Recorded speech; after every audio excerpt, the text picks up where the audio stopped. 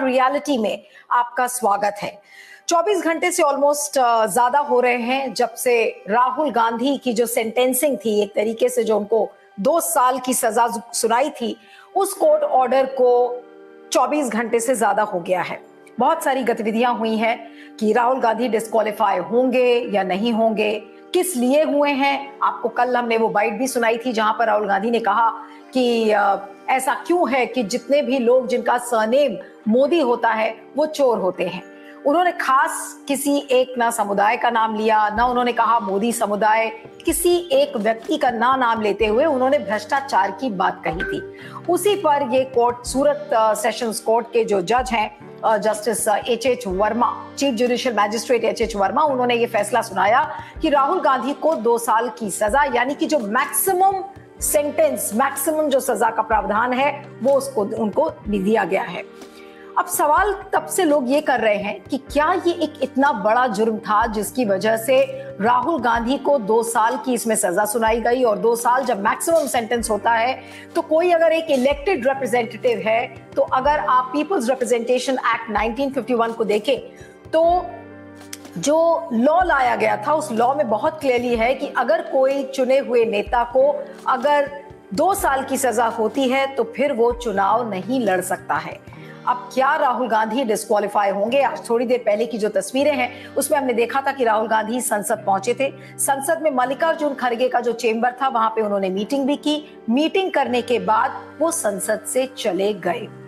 अब ऐसे में लोग ये अटकलें लगा रहे हैं कि कहीं ऐसा तो नहीं कि इसके पहले कि स्पीकर उनको डिस्क्वालीफाई करे, वो अपना इस्तीफा खुद ही दे दे। लेकिन ये अटकलें हैं और अब कांग्रेस इसको कैसे फाइट आउट करेगी? लीगल फाइट तो है ही, क्योंकि इसको कानूनी रूप से इस पूरे फैसले को चुनौती दी जाएगी। और जो एपिलेट कोर्ट है, यानी कि जो सेशंस कोर्ट है, उसमें गुहार लगाई जाएगी कि ये जो पूरा ऑर्डर है ये अनफेयर है, और वो क्या कुछ कहते हैं उसमें ये बातें कही जाएंगी। फिर ये हाई कोर्ट में भी जा सकता है ये मामला। लेकिन उससे भी ज्यादा जरूरी चीज है कि राजनीतिक रूप से इसको कांग्रेस कैसे लड़ेगी।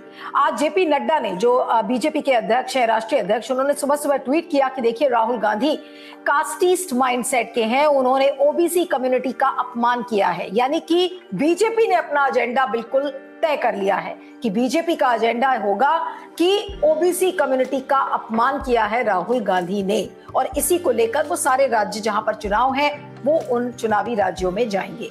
बीजेपी का एजेंडा सेट है, लेकिन कांग्रेस इसको राजनीतिक रूप से कैसे करेगी इस पर लेकर कोई क्लैरिटी नहीं है। अभी ये बताया जा रहा है कि अभी प्रेसिडेंट से भी मुलाकात होनी है। उसके अलावा जगह जगह पूरे देश में कांग्रेस इसको लेकर प्रोटेस्ट करेगी, लोगों के बीच जाएगी और बताएगी कि किस तरीके से राहुल गांधी के साथ ये अन्याय हुआ है।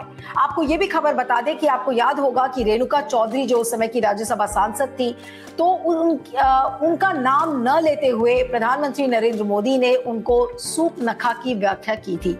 तो आज रेणुका चौधरी ने डेफेमेशन फाइल किया है कि अब मैं देखना चाहती हूं कि इस डेफेमेशन के केस में जो पूरा प्रशासन है और जो न्यायिक प्रक्रिया है वो कितनी तेजी से कार्रवाई करती है। वो बात दूसरी है कि क्योंकि ये हाउस के अंदर दिया हुआ एक बयान था, वो प्रिविलेज्ड कमेंट है, तो उस पर डेफेमेशन क्वालिफाई होता है नहीं होता, लेकिन वो दूसरी बात है। लेकिन आज का जो कार्यक्रम का जो फोकस है, वो फोकस मैं ये रखना चाहती हूँ कि किस तरीके से आपराधिक डेफेमेशन, यानी कि जो आपराधिक मानहानि के जो मामले हैं उसको किस तरीके से एक राजनीतिक हथियार के रूप में इस्तेमाल किया जा रहा है।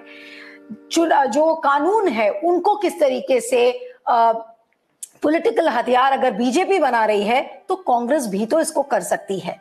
और मैं आपको कुछ बयान खुद प्रधानमंत्री मोदी के सुनाना चाहती हूं, और सबसे पहले आप उन बयान को बहुत ध्यान से सुनिएगा और ये समझिएगा और फिर ये सवाल रेज करिएगा कि क्या प्रधानमंत्री नरेंद्र मोदी के खिलाफ हमें आपराधिक मानहानि का मुकदमा कांग्रेस को या फिर किसी व्यक्ति को जो कि ये सोचता है कि अगर आज राहुल गांधी ने ऐसा कह के गलत किया है और उनके खिलाफ आपराधिक मानहानि का मुकदमा दर्ज किया है और कोर्ट ने उस पर फैसला सुनाया है, तो फिर प्रधानमंत्री नरेंद्र मोदी के ऊपर भी क्यों ना एक ऐसा मामला दर्ज किया जाए। सुनिएगा बहुत ध्यान से और एक एक करके वो बाइट्स हम सुनते हैं प्रधानमंत्री नरेंद्र मोदी की। उन्होंने अपने पिछले कई सालों में किस तरीके के अनाप शनाप बयान दिए हैं और इन बयानों को देखकर वो साफ निकल गए हैं और उनको किसी ने नहीं पूछा कि आखिर आपने ये बयान क्यों दिया, किस तर्ज पर दिया, किस इंटेंशन से दिया है। आइए सुनते हैं प्रधानमंत्री नरेंद्र मोदी के ये बयान, ध्यान से सुनिएगा। देश की कौन सी विधवा थी जिसके खाते में रुपया जाता था? आइए बहनों बता दीजिए, इस देश में कभी किसी ने 50 करोड़ की गर्लफ्रेंड देखी है? 50 करोड़ की गर्लफ्रेंड ये गरीब देश में। और उस समय इतना माहौल खराब हो गया, उनसे इस्तीफा ले लिया गया। अपनी वीडियो बना करके रखी हुई है बच्चों ने, और क्या बोल रहे हैं बच्चे? दीदी, ओ दीदी। बंगाल के हर घर का बच्चा